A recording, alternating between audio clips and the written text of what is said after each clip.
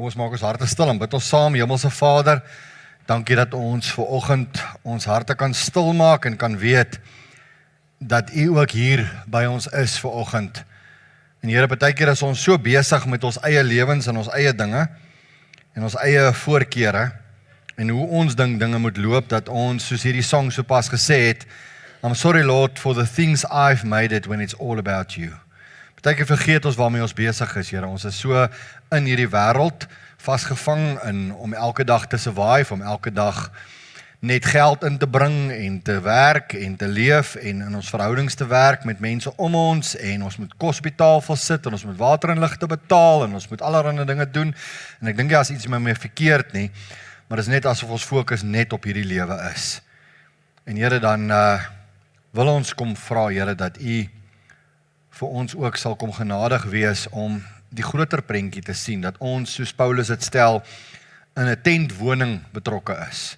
Ons tentpenne is geplant hierso, maar ons ewige woning, ons altyd huis, is nie hier nie.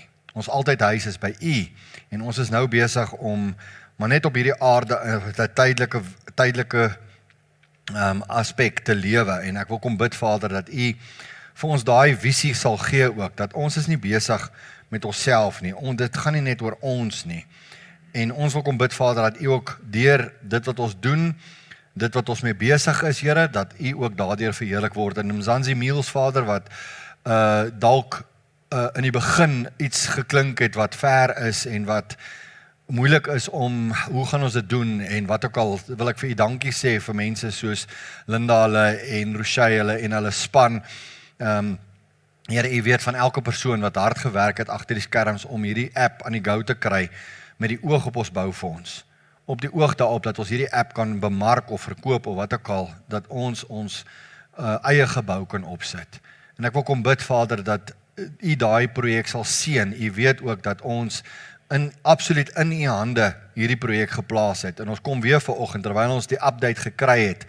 Here, weet ons ook dat elke ding wat gebeur, dat elkeen van ons moet inkoop, elkeen van ons wat gaan inkoop, elkeen van ons wat gaan help dalk om 'n resep by te sit, of wat ook al, of om te help om die ding te bemark, of wat ook al.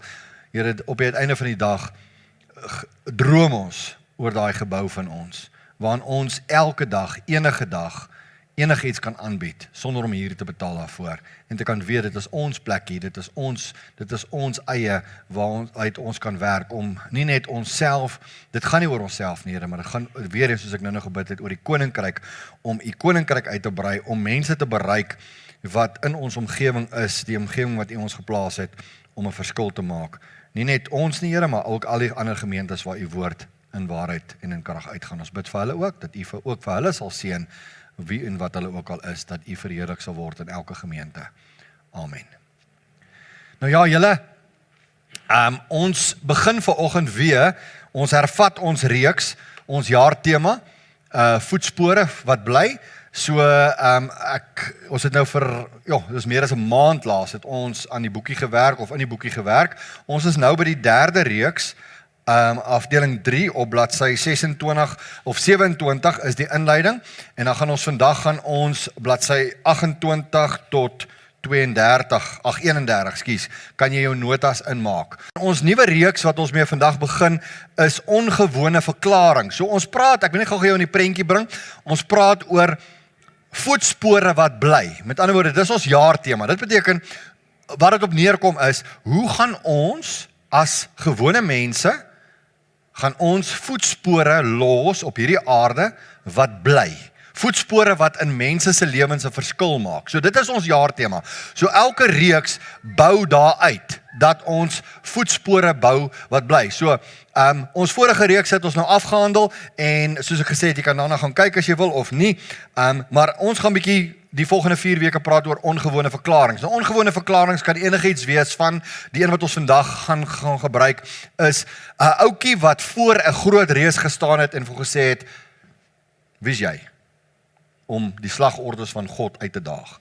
Die Here gaan jou in my hand sit, klein mannetjie. Né? Hy het dit klink ongewoon dat 'n klein skaapwagter seentjie die guts het om vir 'n reus te sê, Die Here gaan jou in my hand sit. En ons gaan vandag 'n bietjie dit unpack en ons gaan 'n bietjie daaroor praat. Dan die volgende is dan nou obviously as jy nou gaan omblaai gaan jy sien die volgende week sin is 'n verwaande profeet wat gesê het dit sal net reën as hy so sê. En dis 'n ongewone verklaring vir 'n mens om te sê ek bepaal wanneer dit reën en wanneer dit nie reën nie. Dan is dit 'n ou wat seker een van die mooiste verhale is iemand wat tot die dood veroordeel is, wat iemand anderster wat ook tot die dood veroordeel is, sommer salig verklaar. Ons gaan 'n bietjie dit unpack. Dis 'n ongewone verklaring van iemand wat doodgaan wat 'n ander ou lewendig verklaar in die ewige lewe in. En die laaste ene is engele wat Jesus as Messias verklaar het. So ons gaan hierdie goeders in die volgende 4 weke unpack en dan kan jy aangaan. Die volgende reeks gaan vreemde opdragte wees wat mense gekry het. En so gaan ons deur die reeks hardloop en so aan. So dis nou genoeg inleidend.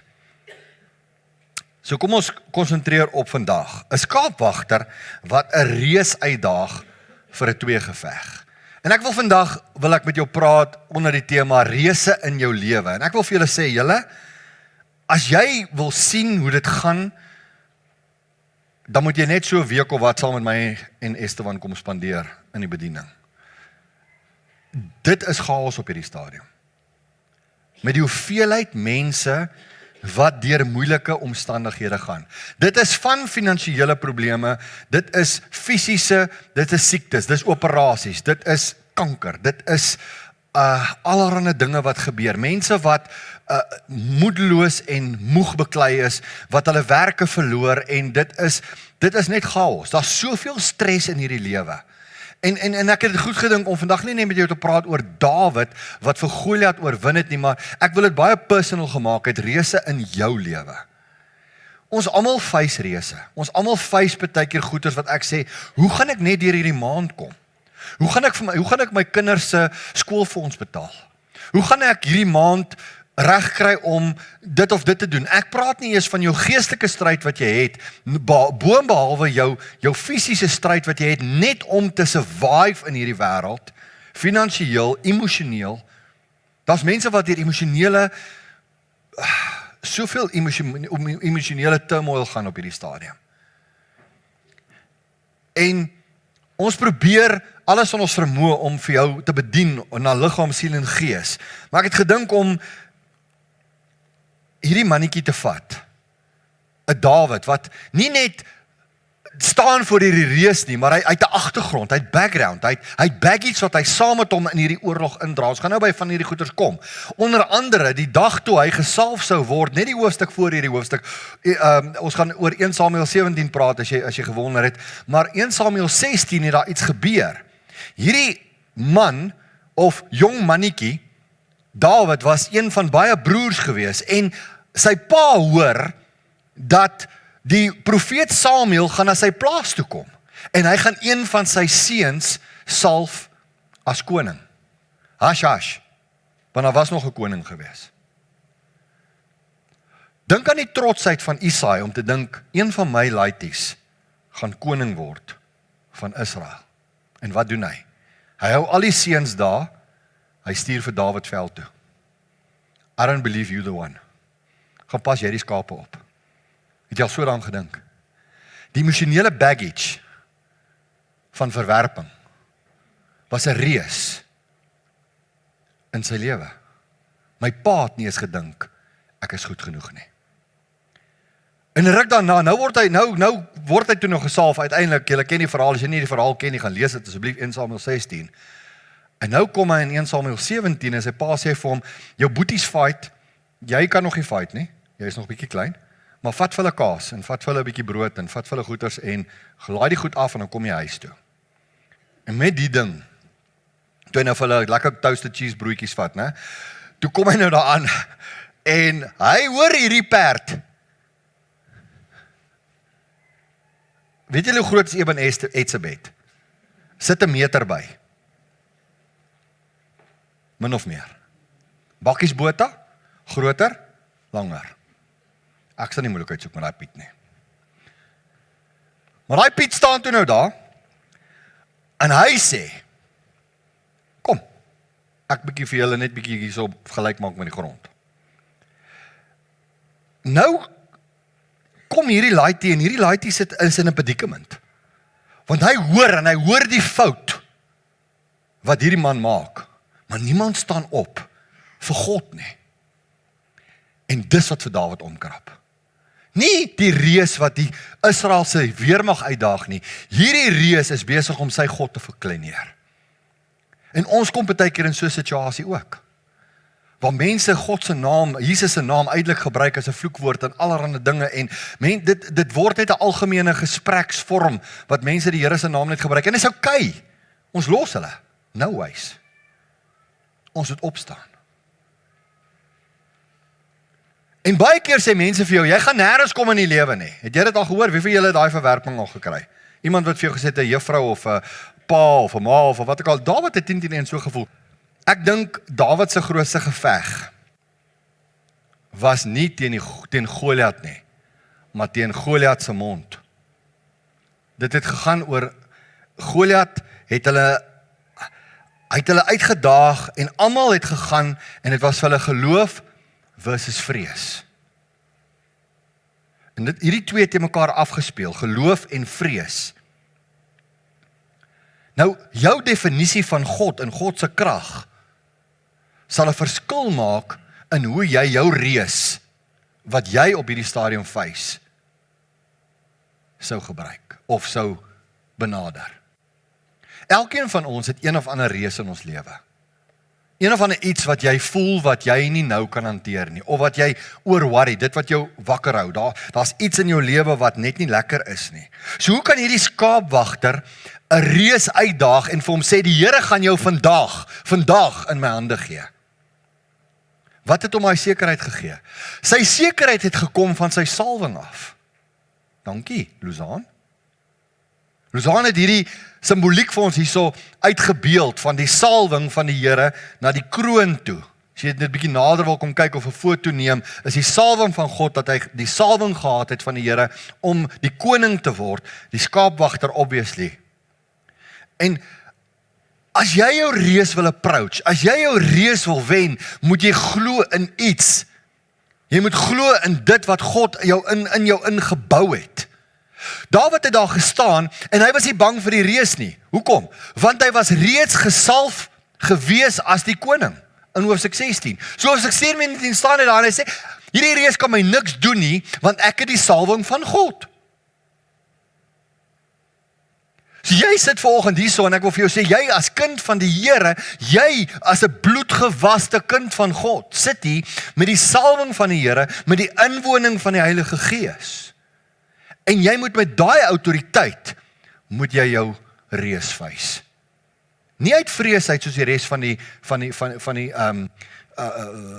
manskappe nie. Abner, die generaal, hy het nie die guts gehad om te sê, ek is die generaal van die weermag, ek sal die reus gaan face nie.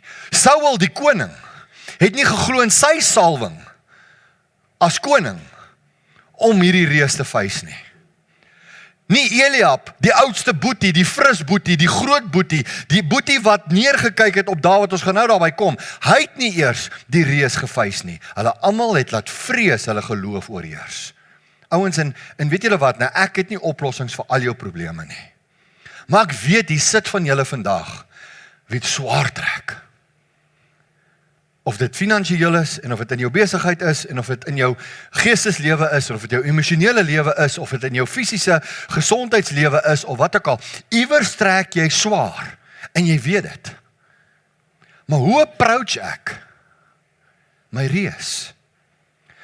Approach ek my reus uit die salwing van God uit, met die wete, dat God met my is, of approach ek hierdie reus, met die vrees, as ek kom in die oë kyk, met vrees en ongeloof. So ek wil hê, jy moet vandag net so paar vinnige goetertjies wat ek met jou wil deel, is moenie jou reus oorskat nie. Dis baie belangrik, dat jy nie jou reus oorskat nie. Jy kan enige plek in jou boekie kan jy nou omblaai en jy kan nou daar notas gaan maak en so en ek gaan nie noodwendig by al die punte presies so bly nie, maar jy kan self bepaal wat wil jy bysit of wat ek al of self gaan Bybelstudie doen of notas maak vir selfstudie. Maar ek dink dis een van ons groot probleme, is ons staan voor ons omstandighede. En ek kyk na my omstandighede en ek laat my omstandighede my oorheers. Ek oorskat my omstandighede en die invloed van my omstandighede op my lewe. So moenie jou reus oorskat nie. Kom ons lees gou 1 Samuel 17 vers 4 tot 8. Nou ek het vir jou daar in hakkies gesit in die blou, net die mates in meters. Ek lees uit die 53 vertaling uit wat hy nog van elle en goeters praat, maar daai is die meters min of meer wat dit is. Hy sê, toe kom daar 'n baasvegter uit die laars van die Filistyne met die naam van Goliat uit Gat. Sy hoogte was 6 L en 'n span, dis plus minus 3 meter, 2,97 meter as jy dit gaan uitwerk. Daar was 'n koper helm op sy hoof en hy het 'n panser van skibbe aangehaat. Die gewig van die panser was 5000 sikkels koper. Dis 57 kilogram. Dit is massive. Maar in elk geval, en sy skeenplate van koper was aan sy bene en sy koperlans tussen sy skouer. Die steel van sy spies was soos 'n wewersbalk. En die lem van sy spies was 600 sikkels yster, 7 kilogram, net die lem. En die skilddraer het voor hom uitgeloop. En hy het gegaan staan en roep na die slagordes van Israel en het vir hulle gesê, waarom trek julle uit om in julle slagorde op te stel? Is ek nie 'n Filistyn en julle dienaars van Saul nie? Kies vir julle man, dat hy na my toe kan afkom. En so het hy gaan doen 40 dae lank, 2 keer 'n dag. Oggend, dan kom hy uit, dan daag hy hulle uit. Dan gaan hy terug. Aand kom hy weer uit, daag hy hulle weer uit. Dan gaan hy weer terug. Môreoggend selfde ding, as die son opkom. Kan jy imagine, almal is ready to fight. Gewonder, Dawid en Nathan moes hy kaas en brood vat vir sy broers nie, want hulle is toe nou uit proviant uit. Want niemand wil fight nie, almal is te bang. En selfs Goliat is bang. As jy in 'n fight kom en 'n ou sê vir jou, ek gaan jou slaan, ek gaan jou slaan, maar hy slaan jou nie, dan is hy bang. Net so by the way. En die Filistyne het smorens vroeg en saans nader gekom en gaan staan 40 dae lank. Ouens, partykeer staan ons voor ons reus, dag in en dag uit. En hierdie reus blaas 'n klomp negativiteit oor jou. En hy vertel vir jou, jy gaan verloor. Hy vertel vir jou, jy is nie goed genoeg nie. Jou reus sê vir jou, daar is nie 'n uitkoms nie. Jou reus sê vir jou, hierdie is beyond wat jy kan hanteer. Jou reus sê vir jou, daar is nie hoop nie. Jou reus sê vir jou, jy is nie goed genoeg nie. Jou reus sê vir jou, daar is nie niks kan jou uit hierdie situasie uit help nie. En jy is op moedverloorse vlakte, want is al wat jy hoor net konstant, jy gaan dit nie maak nie. En die vraag wat ek jou wil vra is, na wie luister jy? Na wie luister jy? Luister jy na die reus, of luister jy na die salwing van God? Luister jy na hom wat binne in jou is, of wat hy wat van buitekant afkom, om vir jou te sê, jy is nie goed genoeg nie. Dis die storie. Dis die realiteit waarmee ons te doen het. As jy gaan dink aan die verspieders, wat in die beloofde land oorspronklik ingetrek het, daai 12, 10 van hulle het gesê, ons is so springkane teen hierdie ouens. Ons gaan dit nooit maak nie. 2 het gesê, Josua en Caleb het gesê, ons kan dit doen, want God is met ons. Hulle het geglo in die salwing en die voorsiening van God vir hulle as volk. En hulle was bereid gewees om hierdie mense in die beloofde land aan te vat op die grond van die getuienis wat hulle al reeds gehad het. Maar 10 van hulle sê, no ways, daar is nie 'n manier wat ons uit hierdie ding uit kan kom nie. En na wie luister die volk? Na die 10. Nie na die 2 nie. En daar gaan dwaal hulle maar nog 38 jaar. In plaas van 40 dae se uitdaging, was dit 40 jaar se uitdaging. Want hulle het nie geglo in hulle self nie. Hulle het nie geglo in die salwing van God nie. Daar is soveel negativiteit. Jy kan gaan kyk na onder andere Numeri 13 vers 31 tot 33, Spreuke 18 vers 21 as jy notas vat en goeders. Maar ek wil vir jou 'n positiewe teks gee. Psalm 27 vers 1 is positief. Hy sê, die Here is my lig en my heil. Vir wie sou ek vrees? Die Here is my toevlug en my lewe. Vir wie sou ek vervaard wees? Dis die antwoord julle. Wanneer ek voor my reus staan, wanneer ek voor my omstandighede staan, wanneer ek staan in daai moedelose toestand van ek weet nie hoe gaan ek hier deurkom nie. Here, hierdie siekte wat oor my hang, Here, hierdie emosionele gat waarin ek is. Here, hierdie wat ook al, hierdie omstandighede van werkloosheid of werk wat nie inkom nie of ek sit quotes uit, maar die goed word nie goedgekeur nie of mense het net nie geld nie en dis die realiteit van die tyd waarin ons lewe.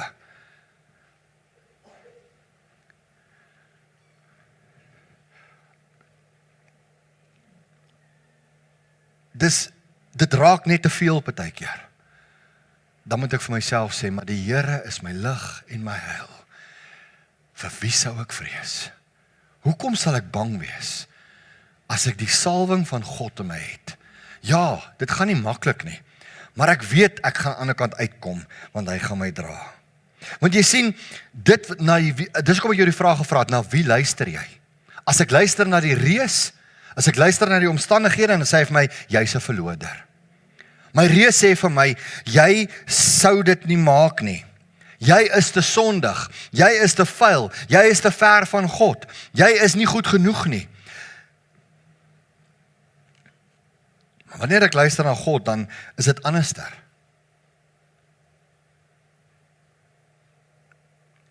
Dis soos ek wil amper vir sê die beste voorbeeld wat ek kan gedink het is 'n Fox Terrier. As jy 'n Fox Terrier, daai goed is vicious. As jy 'n Fox Terrier se hart kan inplaas in 'n Rottweiler, sal hy krokodille opvreet. 'n Fox Terrier, hy skrik vir niks. Want daar's iets in hom wat net sê, as ek jou nie kan doodbyt nie, gaan ek op jou piepie. Maar iets gaan ek met jou doen. Dis 'n Fox Terrier. So kan ek en jy 'n Fox Terrier mentaliteit kry, dat ek so sal blaf, so sal my reus so sal face, dat my reus sal weet, wie is ek? Goliat is groot, maar God is groter. Ek praat vandag met jou oor reuse in jou lewe, want ek wil hê jy moet die perspektief kry oor reuse in jou lewe. Dat ons ook die mentaliteit sal hê, soos 'n Dawid wat kan sê, wie is jy om die God van die hemel uit te daag? Maar jy moet ook nie jou reus onderskat nie. Wanneer jy voor omstandighede is, ja, ons moet hom nie oorskat nie, maar ons moet ook nie ons omstandighede onderskat nie. Ons bly nog steeds in hierdie wêreld, ons is nog steeds in hierdie wêreld, ons moet nog steeds eet, ons het nog steeds slaap nodig, ons het nog steeds al hierdie normale goed nodig. Maar partykeer moet ons ook bietjie anderster dink. Ek wil gou vir julle 1 Samuel 17:37 gee. Hy sê, verder sê Dawid, hoor gou hierso, hoor gou waarop val hy terug. Hy sê, die Here wat my gered het uit die klou van die leeu en uit die klou van die beer, hy sal my red uit die hand van hierdie Filistyn. Toe sê Saul vir Dawid, gaan en mag die Here met jou wees. Hulle het alles probeer om vir Dawid te sê, jy kan nie hierdie ou face nie. Jy kan nie. En hoor waarop val hy terug. Hy is nie roekeloos nie.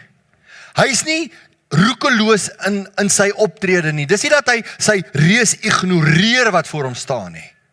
Maar hy neem sy regmatige plek in voor hierdie reus.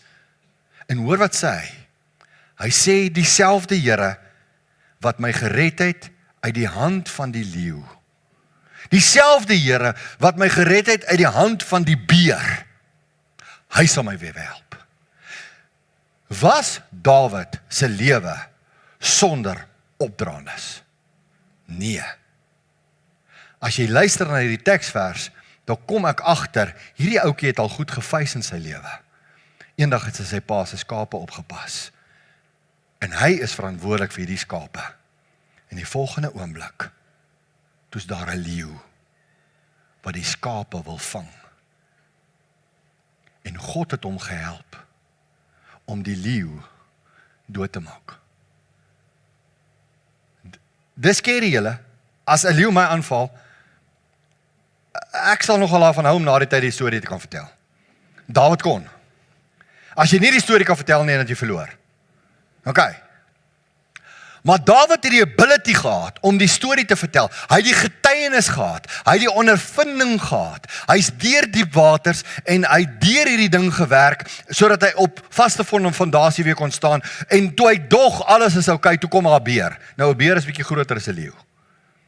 En toe kom daar 'n beer. En hy het daai beer ook gesort. So, wanneer daar moeilikhede oor my pad kom, is dit nie te sê dat God my verlaat het nie. Want dis wat ons sê.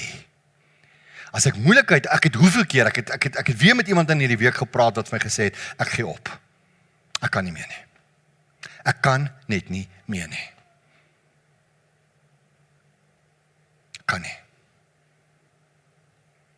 Emosioneel, finansieel, fisies, geestelik. Ek gaan nie kerk toe meer nie.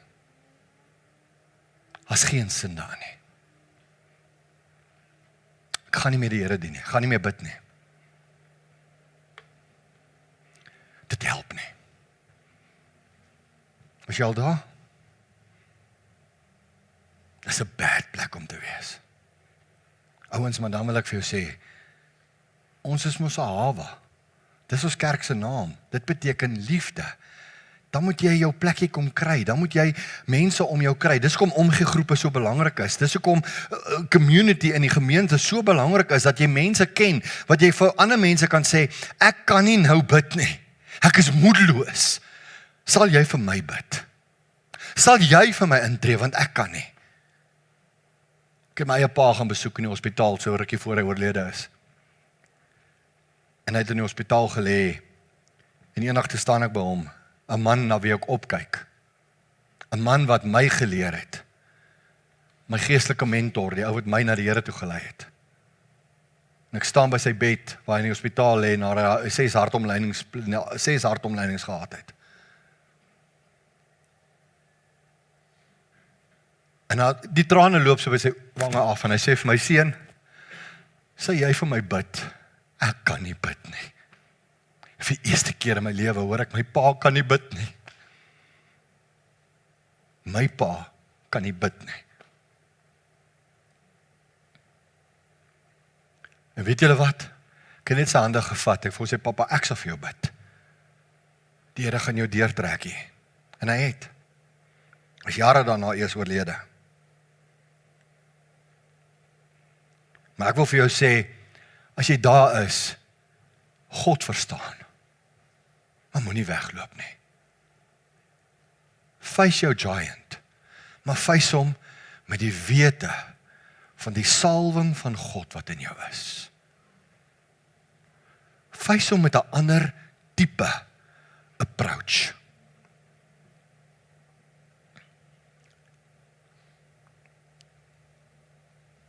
Hy sê die Here het my toegehelp. Hy sal weer.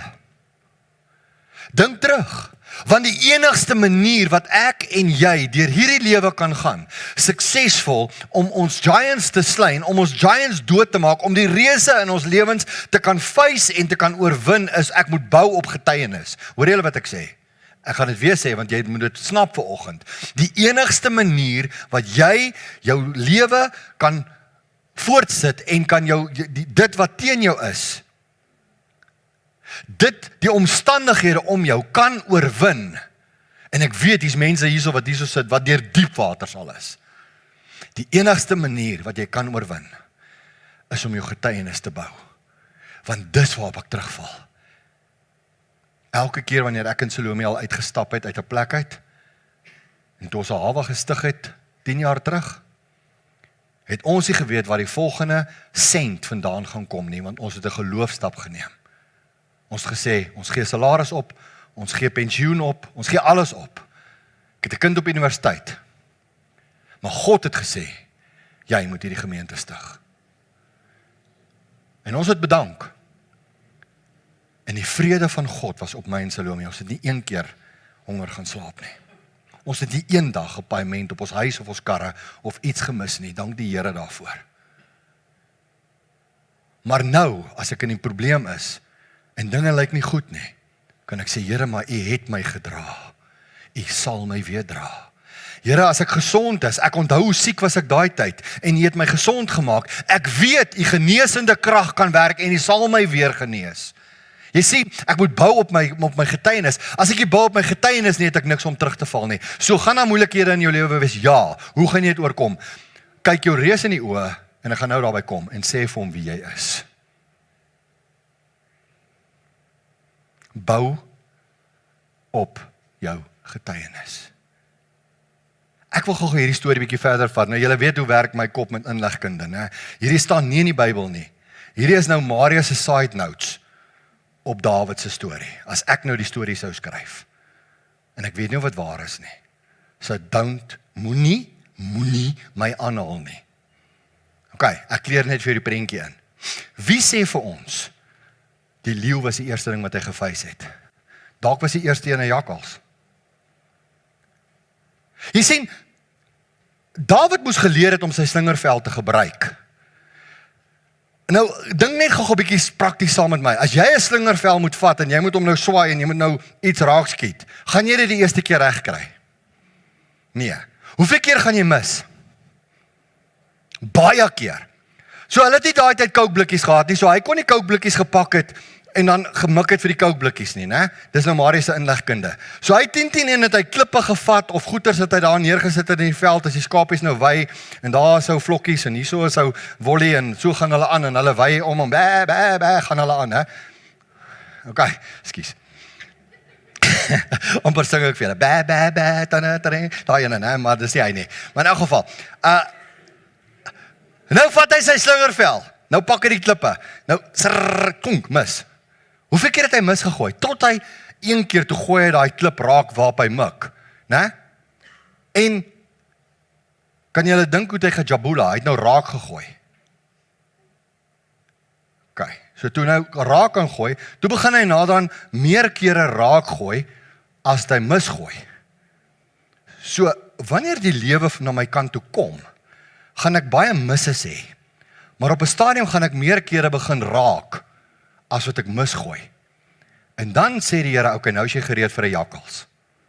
Nou kom maar jakkals, net so jakkalsie wat gou die bietjie kom daar kom amok maak tussen die skape en poep, jakkalas gaan hy, né? Gaan.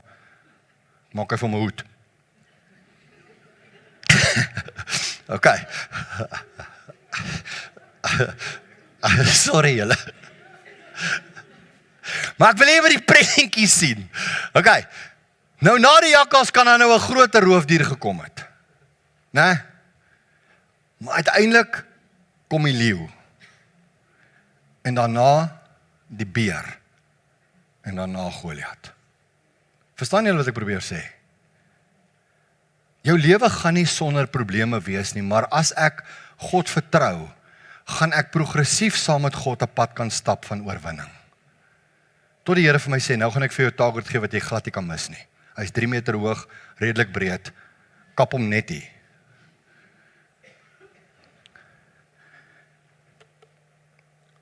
En nou sou die vraag dan wees, wat is jou slingervel?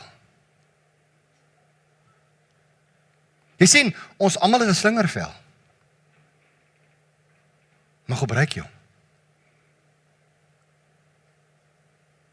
Ons almal, die oplossings is daar. Gebruik ons dit. Of los ons die slingervel dat hy daar op die bedkassie lê. Maar ek oefen nie my in hom in nie. Ek gebruik hom nie.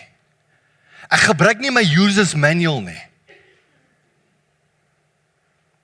Ek gebruik, want ons is bang om te face.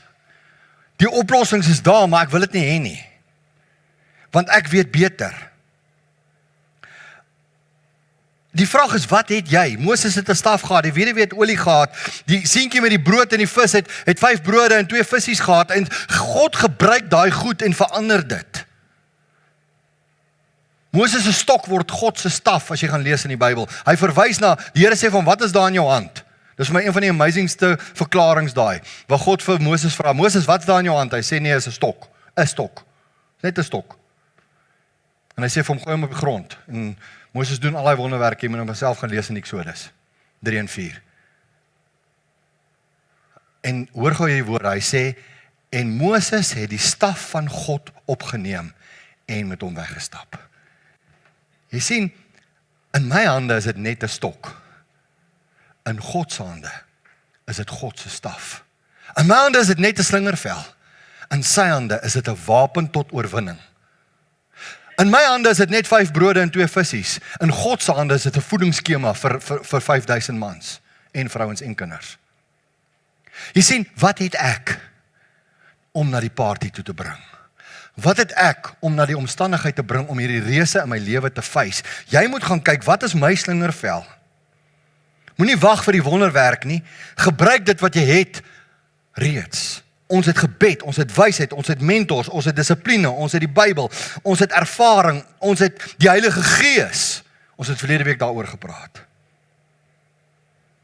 Dit help nie ek het 'n brandblusser, maar hy lê daar in die hoek, opgerol. En hy is outdated en hy het al sy power verloor nie. Ek moet hom diens. Wat is jou slingervel? Wat het jy? Wat kan God gebruik?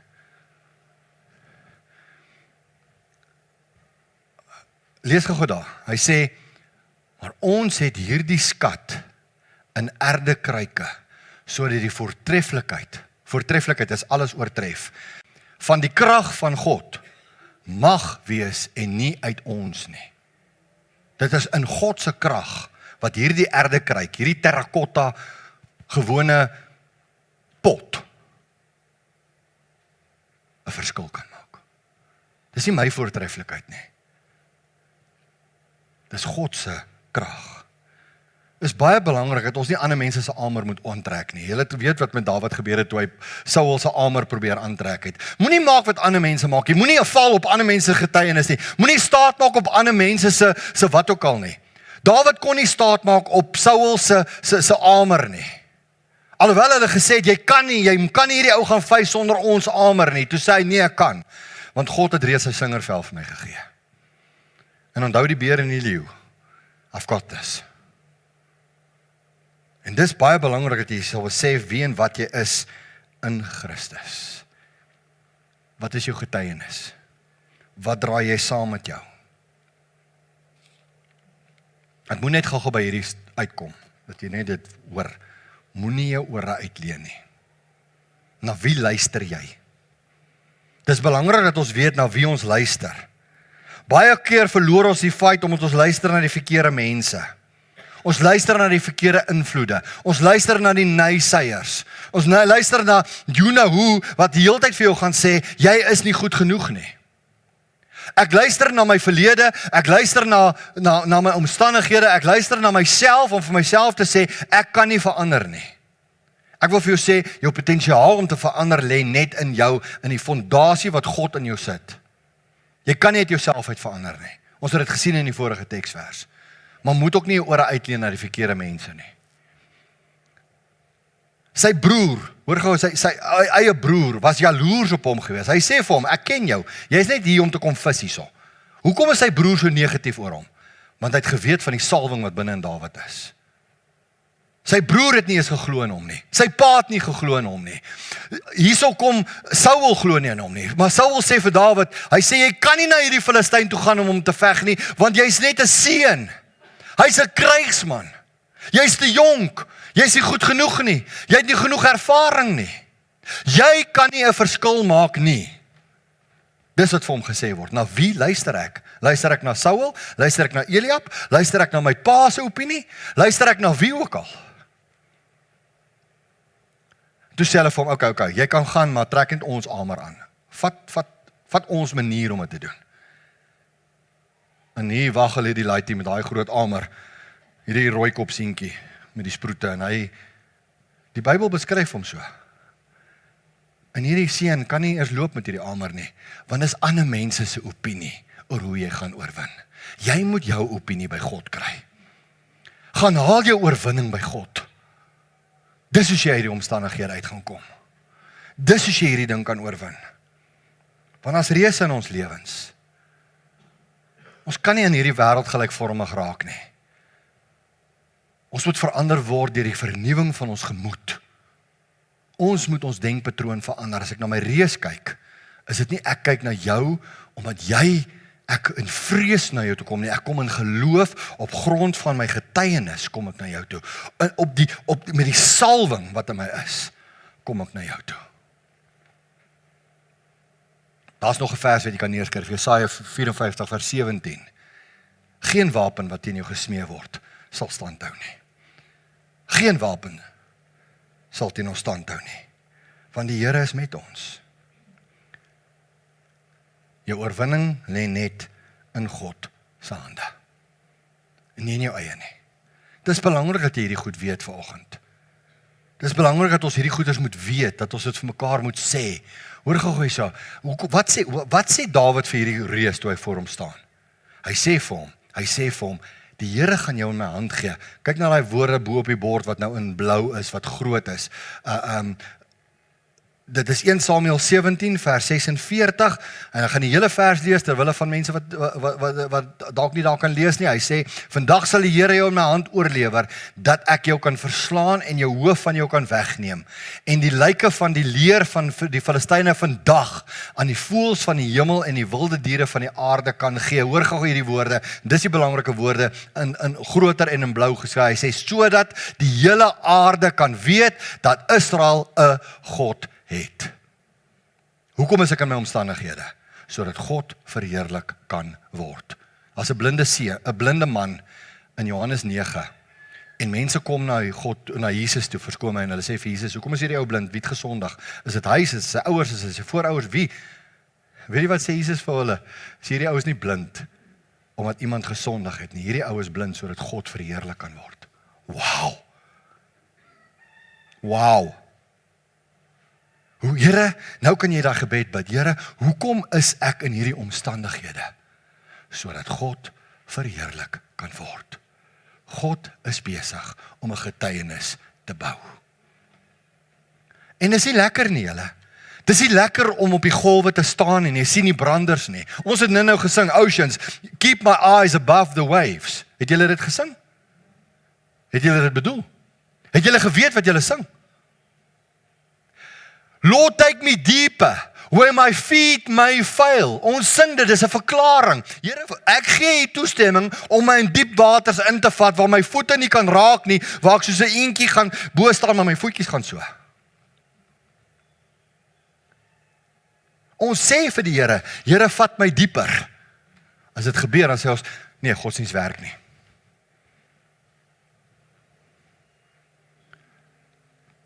Dalk is ek en jy in omstandighede, sodat God verheerlik kan word.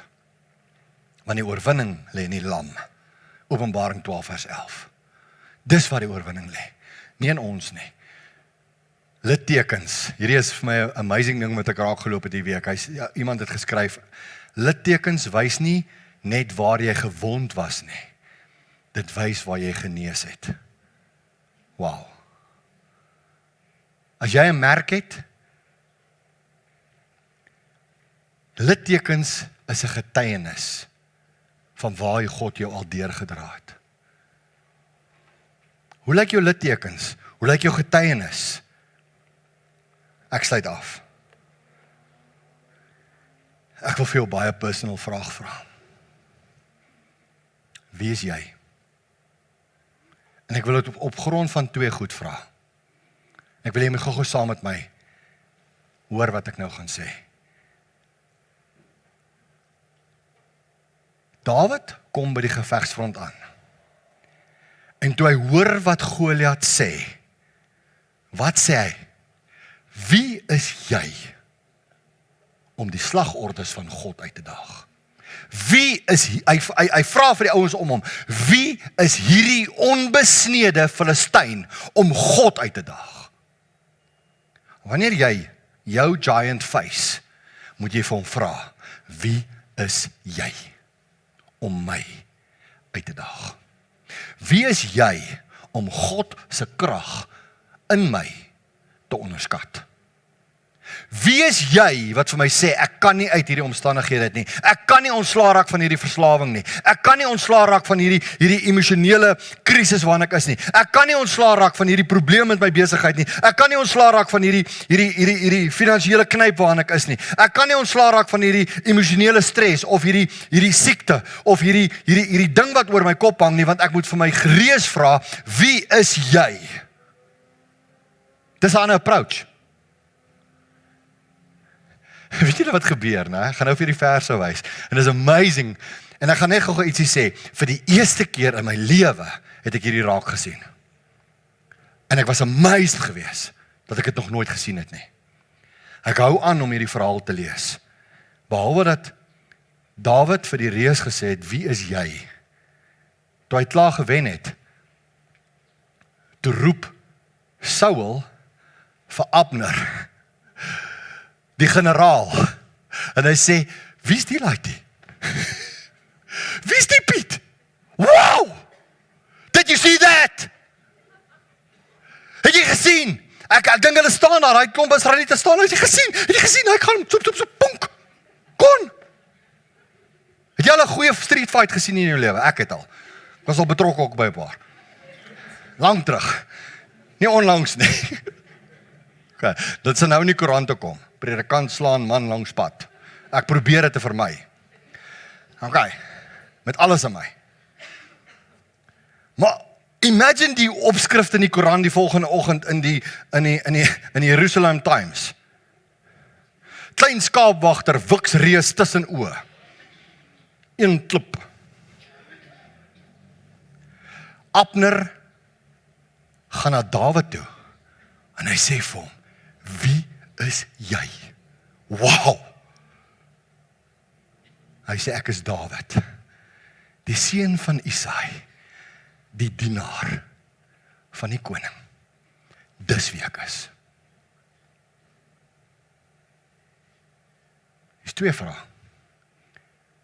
Gaan ek vir my reus vra, wie is jy?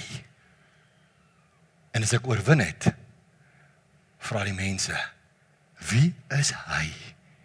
Dat God hom so gebruik. Dat God hom uit daai omstandighede uitgehaal het. En dan sê hy, ek is 'n bloedgewaste van God, 'n dienaar van die koning, van die konings. Dis die getuienis. En daarin lê my oorwinning oor my reus. Ek hoop jy het vanmôre, ek weet dit is bietjie lank julle, maar, en ek het vir almal gesê, ek gaan kort wees, maar ek lieg. Sorry. Ek wil jy moet dit sien, ek wil jy moet dit weet, want wie is hierdie onbesnede Filistyn? Dit is met die minagting, wat ons na ons reus in ons lewe moet kyk, wie is jy? En dan, nadat hy, sy reus gepoint het, ne? Ek het vir Shemaine gesê, ek soek 'n prentjie, wat Dawid vir Goliat point, ne? Kom, en net toe Saul Dawid sien uittrek om die Filistyn tegemoet, sê hy vir Abner, die leerowerste, dis die generaal, hy sê, wie is die seun? Die jongman tog, wie is hy Abner? En Abner antwoord, so waar as die siel leef koning, ek weet nie wie hy is, maar joh, en Saul roep hom toe nou in vers 58, hy sê vir hom, hy sê, wie se seun is jy? Waar kom jy vandaan? Né? En hy toe gee hy die antwoord. So ek wil hê, jy moet met hierdie uitstap vandag. Wanneer ek kyk na my reus in my lewe, moenie kyk na die reus voor jou nie, maar die reus agter jou. Die reus in jou. Die reus met jou. Om jou omstandighede te sê, wie is jy? En as mense vir jou vra, wie is jy? Dan sê jy vir hulle wie jy is. Ek is 'n bloedgewaste kind van God, wat met die autoriteit van die koning van die konings opereer. Ek hoop ek kon jou vandag inspireer. Ek hoop julle almal gaan nou hier uitgaan en julle gaan julle reuse net chop. Okay, slingervelle is te koop by Cradlestown, nee, ek lieg. Okay. Kom ons maak ons oë toe. Vader, ons kom na U toe, omdat ons U bitter nodig het.